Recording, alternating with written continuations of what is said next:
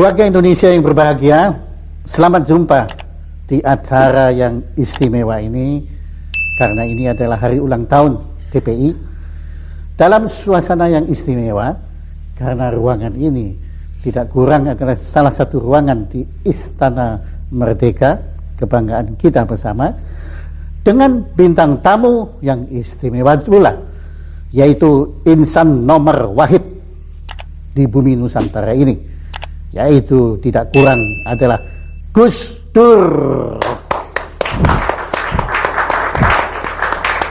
Ya, selamat malam Gus Dur. Ini kebetulan malam acara ini.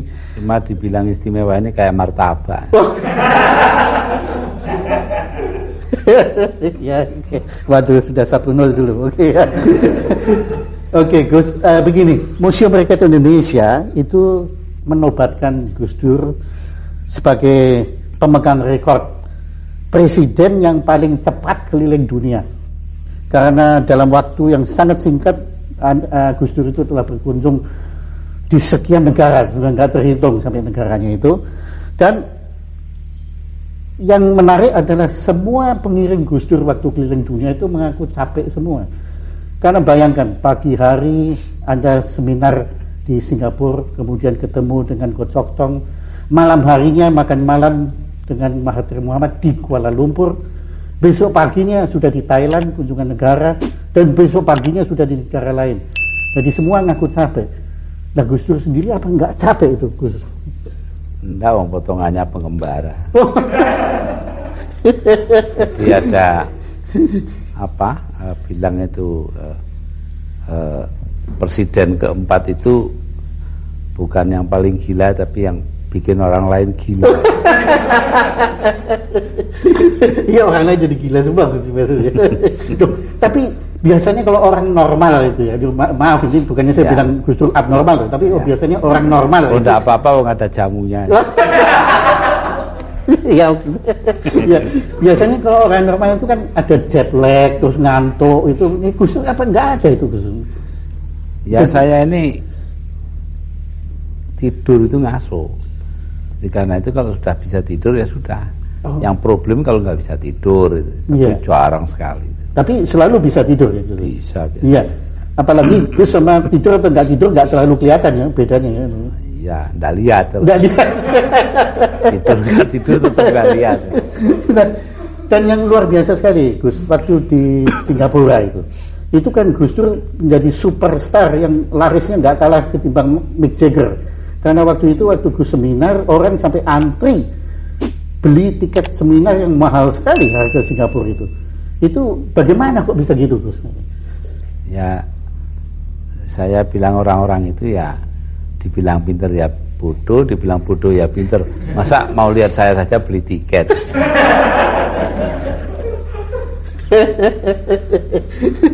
Tapi waktu itu Gus waktu itu ngomong tentang investasi Indonesia waktu itu. Ya. Itu ya. Saya ingin kebelet mau investasi aja. Jadi karena mereka sudah kebelet mau investasi itu ya. Dan yang menarik juga, konon saya nggak tahu benar ya, tapi Mbak Yani pernah cerita kepada kami, itu Bill Clinton itu kan semula mau terima Gus Dur hanya setengah jam.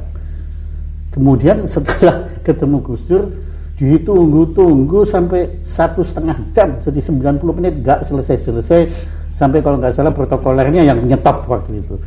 Kok bisa gitu lama? Ngapain aja berdua dengan Bill Clinton? Ya ngobrol, podo presiden. Saya ceritain kepada Bill Clinton, ya di belakang meja tulisnya itu, meja tulis presiden itu di tembok ada apa itu namanya bolongan kecil gitu. Oh ya, itu dulu tempatnya Eisenhower naruh itu tongkat golfnya itu, golf stick. Oh iya. Nah, Presiden Kennedy lalu ngajak wartawan ke situ. Ini loh perpustakaannya Eisenhower. Ya, seneng saya dongengi gitu. Oh, mana Gus Dur yang dongengi berarti? Iya lah, terus dia nanya di buku apa itu? Dan memang di bukunya Ted Sorensen saya bacanya. Jadi Bill Clinton sendiri malah nggak tahu ceritanya itu ya. Ya, enggak, masa presiden baca buku. Oh, Di Amerika presiden baca buku itu artinya dia nganggur. Nah, kalau di sini presiden harus baca buku karena memang nganggur. aduh. Dan saya pernah lihat di salah satu foto itu Bill Clinton sedang ngakak terus tangannya gini megang dengkulnya Gus Dur gitu. Itu Gus Dur cerita apa itu lagi? Wah, Monica Lewinsky.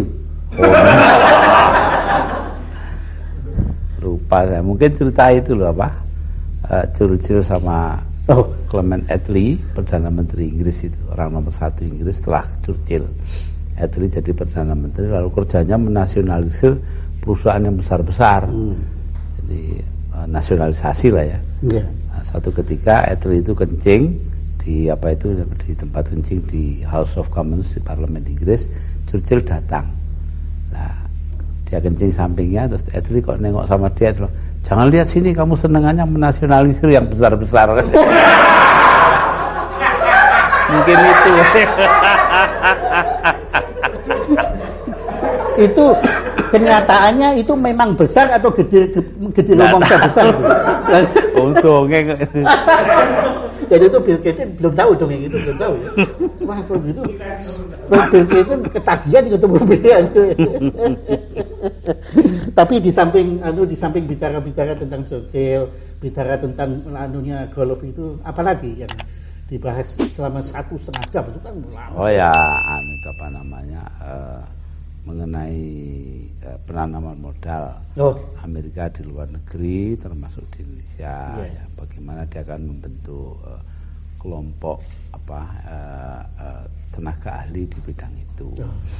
Cuma sayang ya, saya tidak berani ngomong karena dia tidak paham. Kalau saya ngomong, sebenarnya saya mau bilang, saya tadinya itu, ya Anda menyiapkan tenaga ahli, kami sudah punya calon ahli di NU itu banyak calon ahli kubur. Ada seorang kenalan kami di NHK Jepang, itu dia cerita katanya waktu Gus Dur dipilih menjadi presiden tuh banyak orang nggak kenal Gus Dur itu siapa di sana ya, dan kemudian mereka juga siapa sih meragukan, tapi yang istimewa itu kemudian kalah sama Gus satunya ya, Gus apa ya, Gus Mauzanana. Ya. Iya. Ya.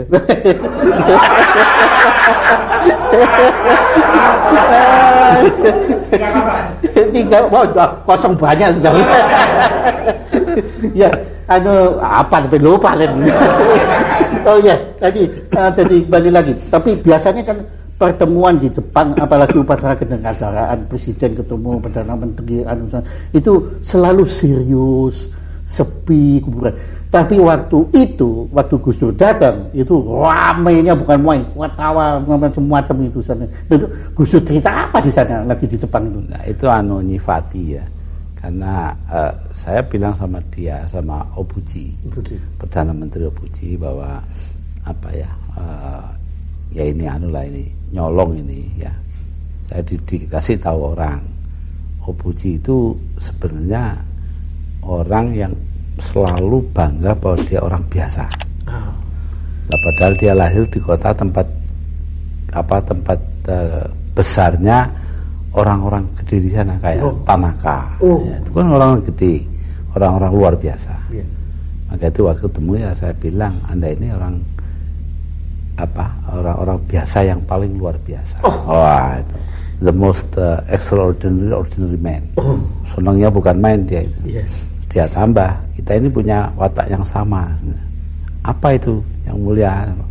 Ya, kita ini sama-sama ya berdua ini merubah musuh politik menjadi kawan. Nah itu, ya, alhamdulillah. Nah, jadi guyon gitu-gitu saja. Iya. Dan dia senang sekali. Iya, cocok ketemu yang cocok itu. Iya.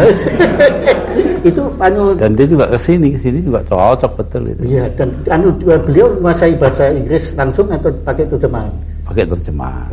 Itu yang lucu dengan yang terjemahkan itu. Nah, itu yang paling lucu yang punya RRC. Nah, dulu ya, bukan zaman saya ini. Iya. Nah, itu ada delegasi militer dipimpin Amerika, dipimpin oleh kepala gabungan, kepala staf. Datang ke sana, ngomongnya panjang, kepala gabungan, kepala staf ini panjang sekali, kemudian diterjemahkan pendek, kok semua ketawa. Jadi terus dia tanya, kamu ini kok hebat ya, menerjemahkan omongan saya panjang itu diterjemahkan pendek saja kok semua ketawa, apa rahasianya?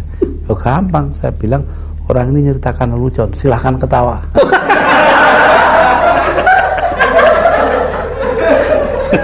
Ini mereka tertawa, saya nggak bilang lelucon tuh. Mereka ketawa semua. Nah, yang ramai lagi, saya dengar waktu Anda ke Arab, itu Gus Dur kan pidato dalam bahasa Arab. Itu orang-orang Arab ketawa semua ya lucunya. Tapi yang paling lucu katanya orang-orang Indonesia yang tidak bisa bahasa Arab juga ikut ketawa waktu itu semua. Kenapa tuh? Nah, itu karena seperti kata Pak Yudhoyono, kami tidak bisa bahasa Arab, kami ketawa karena melihat orang Arab ketawa.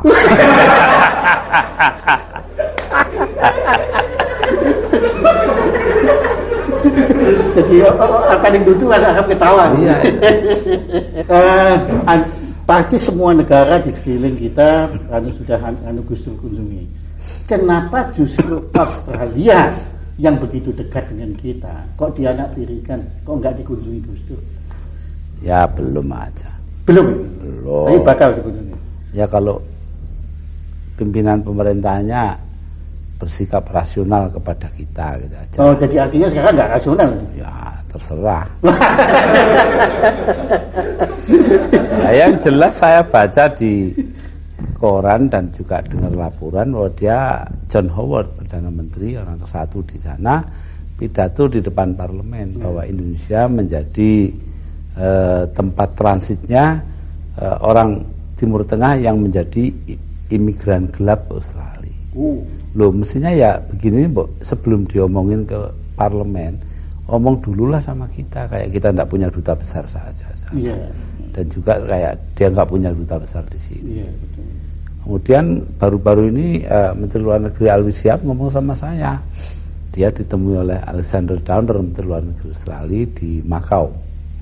Ya, di sana terus ngomong katanya Alwi Siap pada dia, ya begini ya, kalau Anda betul-betul memperhatikan perasaannya orang Indonesia, ya berapa jauhnya sih Anda pergi dari Australia ke Indonesia kemudian pulang lagi?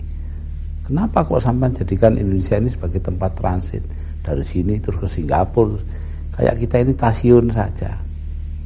Nah itu, oh ya nanti kita ke Jakarta pulang pergi. Ya sudah, ini ya karena kami mengira bahwa Indonesia itu langkah pertama lah dalam transit. Ya itu namanya Anda tidak ngerti perasaannya Indonesia. Nah, kalau ngerti kan tidak akan begitu. Iya. Jadi banyak misinformasi. Iya. Nah, menurut Gus Dur sekarang kalau Anda amati, apa di dunia saat ini, di planet bumi ini ada kepala negara yang lebih lucu ketimbang Gus Dur? Wah, tidak tahu saya. Belum tahu ya? Tidak tahu. Tapi kalau menurut Gus Dur dari kalau saya ini kesasar. Mestinya jadi pelawak kok jadi presiden.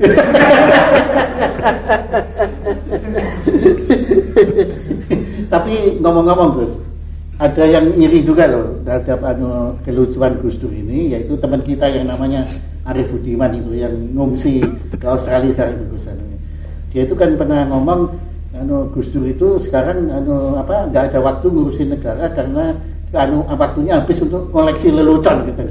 Nah itu gimana komentarnya si Arief itu kan? Ya nanti lihat buktinya aja, gitu aja. Negaranya tambah makmur, keamanan bertambah baik, rakyatnya hidupnya semakin meningkat, ya berarti saya walaupun lucu ya bisa ngatur negara, gitu saya. Kalau menurut saya bukan walaupun lucu, tapi karena lucu maka Gus Dur bisa ngatur negara. Wah itu Anda sendiri ya. Dan saya sama Arief terlalu bertentangan loh. Ya. Nah, tapi saya menghormati Mas Arief kok. Pendiriannya bagus, sering bagus. Ya. Kalau sekali-sekali salah, nggak apa-apa, manusia itu tempatnya salah dan lupa. Nah, Gus, ngomong-ngomong dulu kan sebetulnya ya Gus itu kan tidak ada persiapan atau mempersiapkan diri untuk menjadi presiden sebetulnya. Ya lebih banyak Siapnya, kan? Ya, tapi tidak mempersiapkan diri. Nah, gitu. Ya. Suruh jadi ya jadi. Ya. Gitu. Tapi kalau nggak salah kan sampai detik terakhir kan sebetulnya kan Gus juga tidak menduga kalau Gus terpilih menjadi presiden, betul kan? Sebetulnya sudah ada beberapa orang yang bilangin saya akan jadi presiden. Cuma ya saya diam aja ya. Soalnya bukan apa-apa. Ya kalau jadi ya, kalau enggak kan tambah sakit. Jadi saya diam aja. Ternyata jadi betul. Iya. Sekarang saya bingung mereka itu betul-betul apa ya, sakti apa tidak. Gaya hidup Gus kan waktu itu setelah menjadi presiden kan harus juga berubah. Oh iya. Protokoler, antara lain yang paling populer adalah kebiasaan Gus pakai sandal yang harus pakai sepatu itu. Iya. Itu rasanya gimana Gus waktu pertama? Oh ya, sampai sekarang kakinya masih panas saja itu. Dan saya senangannya baju pendek, saya harus baju panjang. Oh iya benar. Tapi ya sudahlah. Kalau dibandingkan nasibnya rakyat orang banyak, sudah ini apalah artinya sepatu sama hem panjang itu. Betul juga Gus di situ. Nah, kemudian tadi Gus sudah nyebut bahwa ibu memang mau ke istana. Tapi anak-anak gimana waktu itu? Komentar dari anak-anak kan anak Gus kan ada 4. Ya semuanya. Ada yang ikut, ada yang tidak. Sekarang pun ada yang dekos di luar. Oh. Deket UI karena dia kuliah di UI pagi dan sore. Jadi ya nggak tahu pulang sini ya kapan ada kosong pulang. Jadi dia indekos di sana ya? Iya. Karena lebih praktis ya? Iya. Jadi apa bebas nggak harus di sana ya? Iya. Tapi kalau menurut protokolnya biasanya anak-anaknya juga boleh tinggal di luar boleh ya? Ya satu tinggal di Ciganjur. Oh, ada satu lagi. Ya karena sekolahnya di Cinere dekat. Oh, ya. Nah, yang menarik Gus juga, waktu Gus masih tinggal di Ciganjur, itu kan becak kan boleh berkeliaran di daerah sana Ciganjur itu. Nah, tapi yang menarik belakangan setelah Gus pindah ke istana, itu pemerintah daerah kok mengeluarkan peraturan becak nggak boleh lagi berkeliaran ini. Apa karena di sana Gus Dur nggak perlu becak? Oh enggak, memang dari dulu kan becak nggak boleh. Oh di sana nggak boleh? Nggak boleh. Oh. Di seluruh Jakarta nggak boleh, hanya di daerah perumahan, bukan jalan-jalan yang dilalui mobil. Nah kemarin ini digunakan kesempatan karena saya minta perhatian agar mereka itu dilindungi. Nah, pengertian dilindungi ini kalau pemerintah daerah ya nasibnya. Tapi kalau mereka ya boleh becak gitu loh. Padahal sudah saya ingatkan, masa manusia sama dengan kuda. Narik becak itu kan sama dengan kuda. Itu maksudnya orang yang larang becak itu. Nah, jadi ini ada ada perbedaan penafsiran. Iya. Jadi tidak hanya Quran saja, omongannya orang aja bisa ditafsirkan keliru. Iya. Dan memang belakangan ini kan banyak ucapan-ucapan Gus Dur yang memang juga disalah tafsirkan gitu. Iya. Di situ ya. Iya. Nah, sejak awal Gus Dur terpilih menjadi presiden, Gus Dur kan mempersilahkan untuk dikritik. Iya. Ya, dan memang setelah itu Gus Dur benar saja banyak yang pihak-pihak mengkritik Gus Dur, baik kritik yang masuk akal maupun kritik yang masuk akal. Tetapi antara lain sikap Gus Dur itu kan memang kadang-kadang misterius. Kadang-kadang kalau ngomong kan berhenti, kemudian kita terpaksa menafsirkan sendiri sehingga banyak orang-orang yang tidak kenal Gus Dur itu makin salah tafsir terhadap Gus Dur. Nah, antara lain dalam gerak kepresidenan Gus Dur ini, terutama dalam mengatasi masalah yang kita paling parah pada saat ini, yaitu ancaman disintegrasi. Yaitu banyak pihak menilai Gus Dur lamban. Mereka menilai lamban. Nah, menurut saya ini kan salah satu kekeliruan tafsir lagi yang mungkin perlu kita ketahui langsung dari Gus Dur. Jadi sebetulnya bagaimana Gus ini mengenai masalah penanganan Gus Dur terhadap disintegrasi? Saya rasa yang paling penting ya, kita harus melakukan identifikasi kelompok-kelompok mana yang secara strategis harus diajak berunding. Itu yang paling pokok dan itu makan waktu.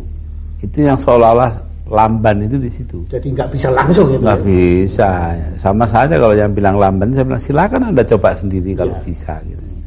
Jadi proses. Iya, itu semua ada.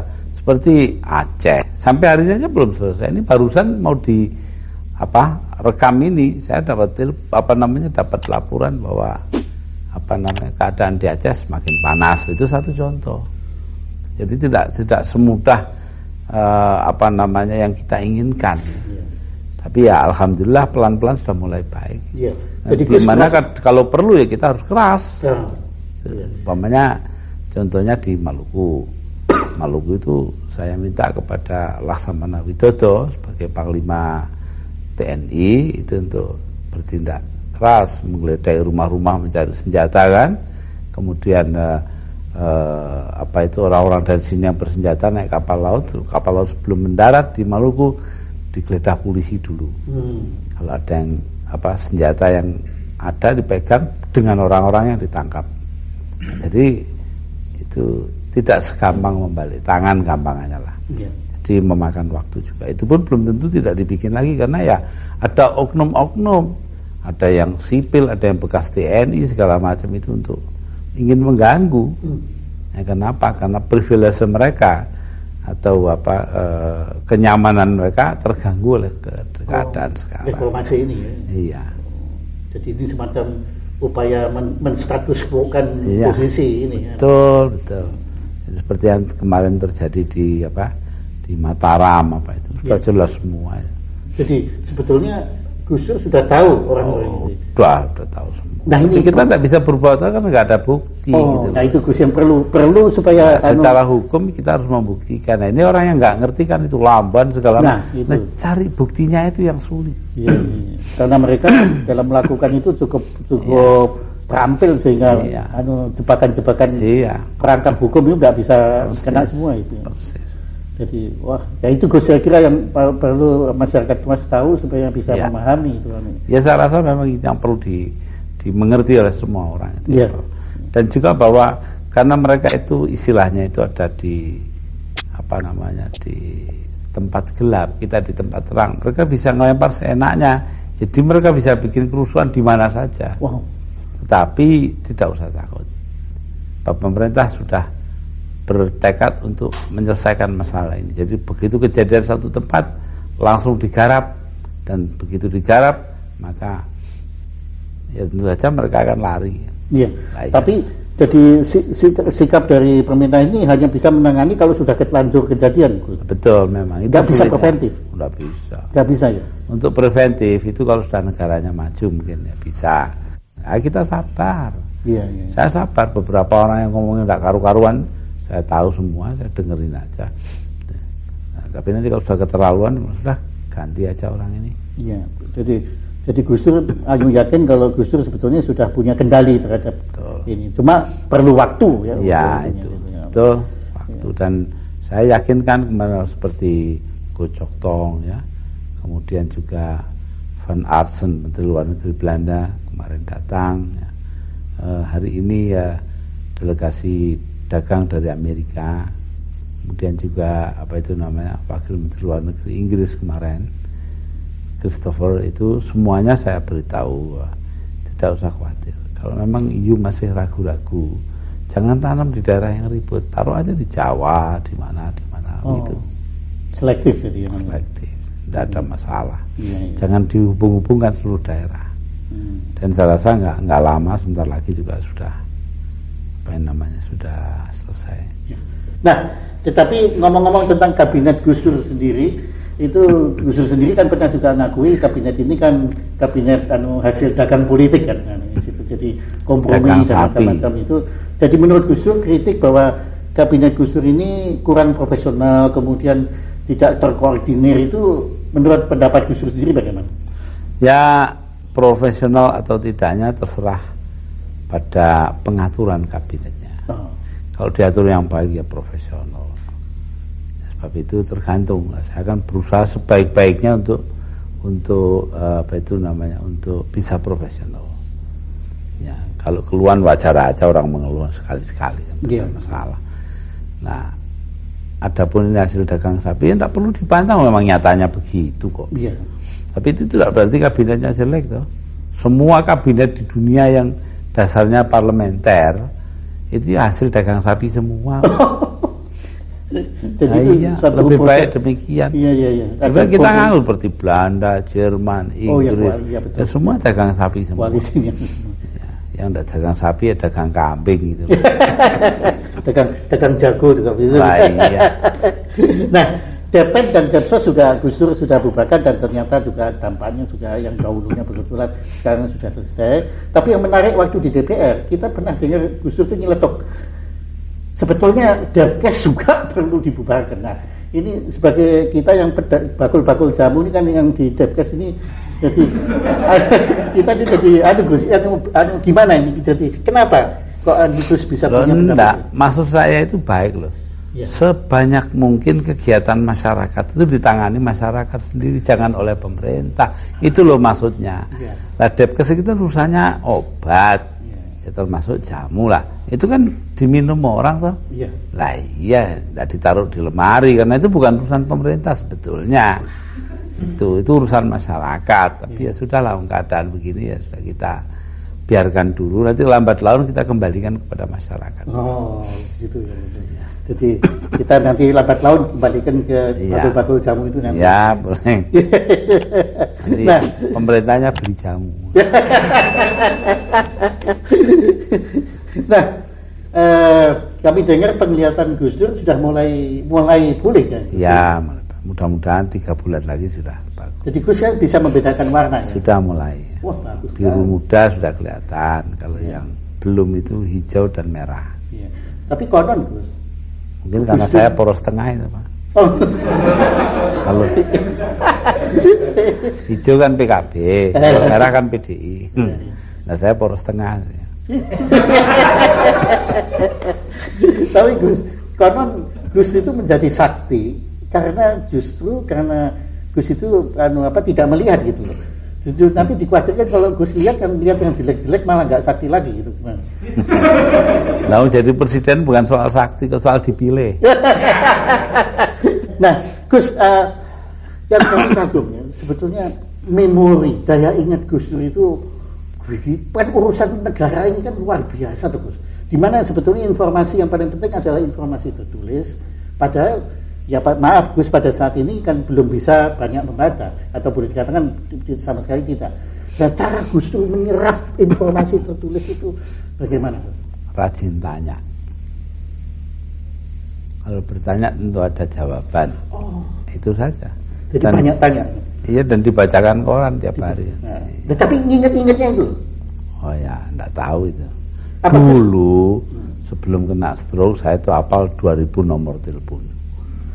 Sekarang ya mungkin tinggal 10. Oh, hafal? Iya. Jadi Gus punya photographic memory? Ya mudah-mudahan. Tapi betul ya Gus itu kalau Gus buku telepon segala itu bisa ingat ya? Ya 2000 nomor. 2000 nomor. Padahal handphone saya cuma 100 ya. Kalah sama Gus Dur. Kalau Gus Dur jadi handphone saya berapa? 10 handphone. Gus handphone. Nah kemudian kalau pidato-pidato kenegaraan itu Gus mempersiapkannya bagaimana? Ya begini ya, karena selama ini jadi bidang perhatian saya, jadi sebenarnya saya nggak pakai persiapan. Asal dikasih tahu pointersnya ini ya sudah, terus saya langsung pidato. Jadi kayak tadi itu ya, saya malah acaranya pun saya nggak tahu. Saya cuma dengar dia akan diminta mencanangkan bulan keselamatan dan kesehatan kerja ya. K3 yang saya bilang ini kok kayak nama jamu saja. Nah itu jamu kaki 3 itu. Kayak obat saja. Iya betul. Nah terus saya dengar itu, saya ya terus dengerin waktu menterinya laporan gitu kan. Ini tahu masalahnya ke situ. Sudah langsung apa yang terpikir oleh saya, reaksi terhadap omongan itu saya keluarkan. Kalau kena kebetulan alhamdulillah, kalau enggak kena ya salahnya yang dengar, gitu saja kan. Tapi sampai saat ini selalu kena terus ya. Ya, mudah-mudahan. Iya. Nah, Gus Pano tentunya belakangan ini tanpa kita peduli omongannya Arif Budiman itu, Gus kan punya koleksi lelucon-lelucon baru yang ada kaitannya dengan kepresidenan Gus ini. Kira-kira apa Gus yang baru-baru ini? Oh ya, enggak ada. Ngomong kepresidenan itu kan serius ya, bukan lelucon. Tapi tidak ada yang lucu-lucu atau memang sudah lucu sendiri gitu. Nah, yang lucu ya dari luar itu dapatnya. Iya. Contohnya itu pemerintah dapat kritikan.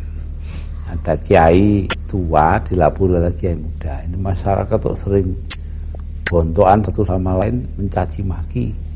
Lah bahasa Jawanya kan madani. Dari podo. Terus kiainya tua ini entah salah paham, entah main-main atau dia bilang, ya ini akibat dari pemerintah sendiri loh. Kenapa? Lah pemerintah kan mau bikin masyarakat madani. Padahal masyarakat madani itu maksudnya masyarakat berkeadaan. Ya kalau nggak salah Gus kan punya juga tulisan yang waktu itu saya dengar waktu makan malam itu mengenai di rumah sakit jiwa yang orang mancing loh. Oh itu sih.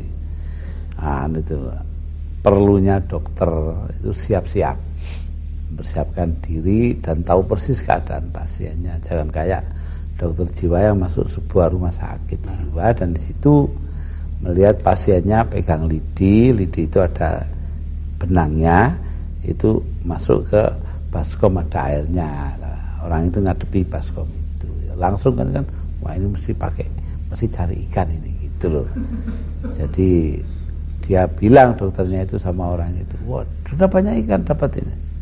Jawabnya, dokter gila apa masa begini dapat ikan? Jadi tidak karuan yang mana yang gila, mana yang pasien. Ya, jadi kayak negara kita saat ini Gus ya. Nah, Gus begini, jadi para pemirsa ini menyaksikan acara istimewa bersama Gus ini dalam rangka ulang tahun TPI Gus. Apa kira Gus Dur berkenan menyampaikan mungkin pesan-pesan Gus Dur kepada kita semua Gus dalam saya itu bingung dengan TPI. Itu saja. Kenapa? Yang terkenal kan semua tahu. Sholawat Badar itu tuh. Jadi lagu Sholatullah Salamullah ala Toha Rasulillah itu. Oh iya. Nah, itu ini dibikin oleh Kiai Ali dari Tuban dan dibuat aransemennya oleh Kiai Ahmad Siddiq dari Jember. Oh. Nah, orang yang tidak tahu Sholawat Badar namanya sih Badar. Badar itu ahli Badar, orang Badar itu perang. Lah ya lah, begitu kok minta damai itu loh. Kan ya aneh tuh, saya itu kok bingung. Loh orang minta perang kok minta damai kok nyanyi-nyanyi perang itu. Ya enggak tahu, saya enggak ngelarang loh ya. Setelah mau TPI mau terus ya silakan, tapi bertentangan itu harapannya dengan nyanyiannya. Oh jadi itu termasuk kelirumologi itu Gus ya? Ya itu. Atau keliru mengerti. Sama dengan itu apa? Orang Indonesia yang naik kapalnya tenggelam, tinggal batang kayu yang besar. Di situ ada orang Perancis sama orang Inggris. Nah, bertiga mereka di situ kedinginan, atau ada botol liwat. Pegang di saut kena, ternyata itu ada jinnya Aladin gitu. Wah saya jin Aladin, masing-masing boleh mengajukan satu permintaan. Wah kata Inggrisnya, saya lahir di London, kebangsaan saya Inggris, saya kawin dengan orang Inggris, teman kerja saya Inggris, semuanya Inggris, tolong saya dikembalikan ke London. Wah, hilang. Satunya lagi bilang, wah saya orang Perancis, kawin dengan orang Paris, beranak di Paris, kerja di Paris, temennya di Paris semua, tolong kembalikan saya ke Paris. Hilang. Gak ganti orang Indonesia kan. Anda gimana? Wah sini kok sepi ya, nggak ada temennya, tolong kembalikan yang tadi. Kumpul lagi ya. Itu mentalnya orang Indonesia. Iya Gus. Nah, Dan ini konon Gus akan melanjutkan rekor keliling dunia Gus lagi. Ya. Dalam waktu dekat Gus akan ke Eropa Gus ya. Iya, ya. Nah ini banyak yang dengar Gus akan ke Davos. Ya di Swiss itu indah sekali memang. Kami pernah ke sana, daerahnya itu memang indah sekali gitu ya. Nah, Dan apalagi di bulan sekarang ini kan kondisinya sangat menarik di sana. Nah, Gus, kenapa Davos? Di sana berkumpul para pengusaha dan pemimpin pemerintahan. Saya kebetulan disuruh bicara. Oh, jadi karena itu saya akan dari seluruh dunia itu? Ya. Itu pertemuan apa? Pertemuan ekonomi sedunia ya? Ya, pertemuan ekonomi yang terpenting di dunia. Jadi saya disuruh bicara ya mengenai mungkin hubungan Islam dengan dunia usaha. Wow.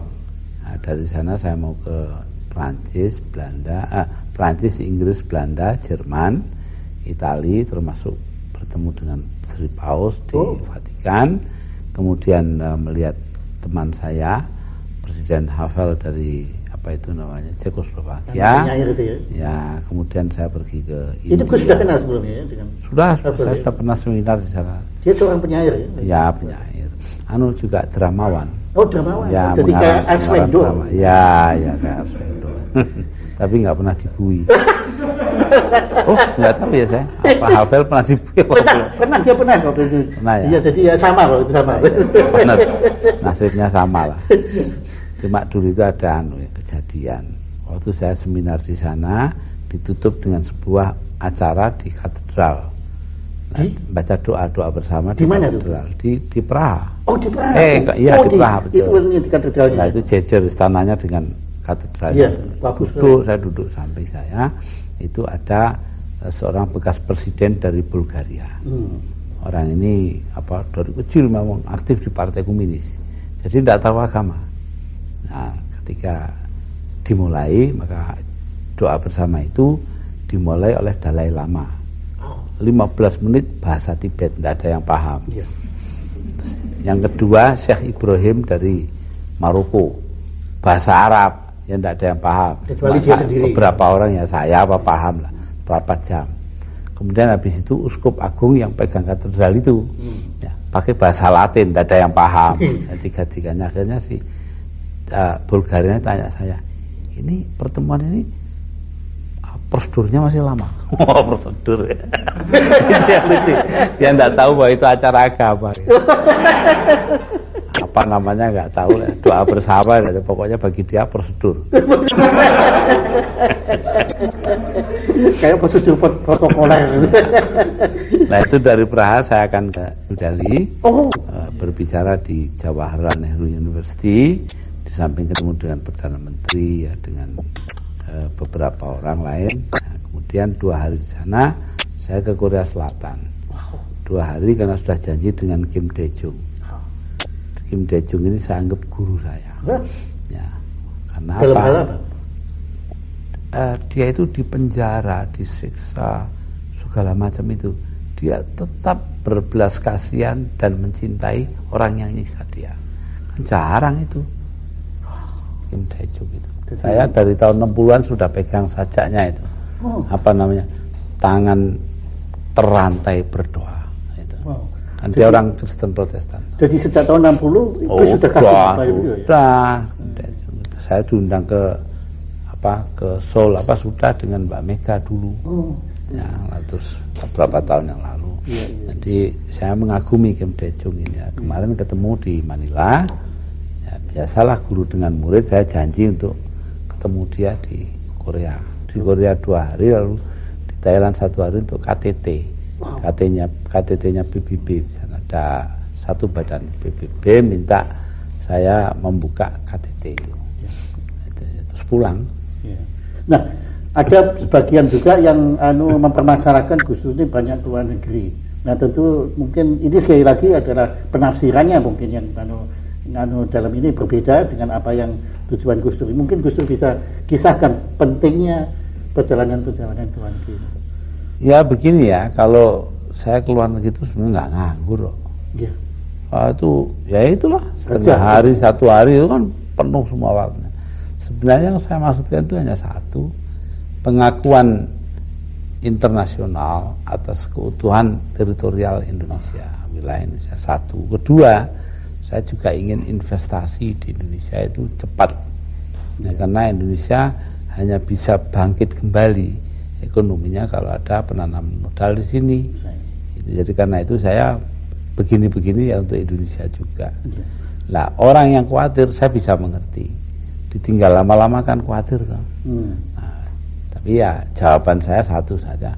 Untuk apa punya menteri di bidang ekonomi kalau tidak ditinggal-tinggal gitu.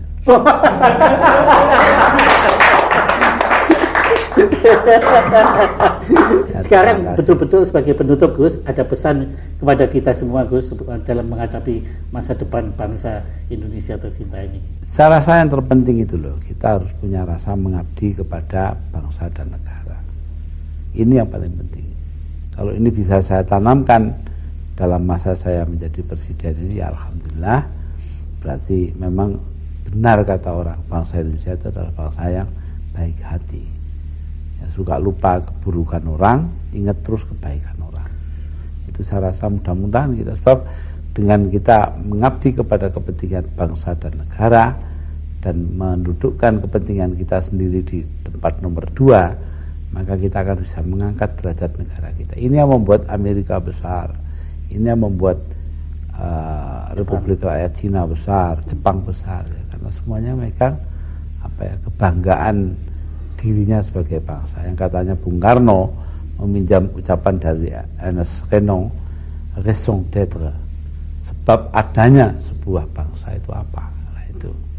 Nah, jadi ini penting sekali diingat. Terima kasih Gus Dur. Demikian pemirsa bincang-bincang kita dengan Gus Dur, dan semoga dengan kehadiran Gus Dur dan penjelasan Gus Dur kita bisa lebih akrab dan lebih mengenal kepribadian sejati dari Gus Dur yang kita kagumi dan kita hormati dan kita cintai ini. Dan marilah kita bersama mengabdi kepada nusa dan bangsa Indonesia tercinta ini. Terima kasih.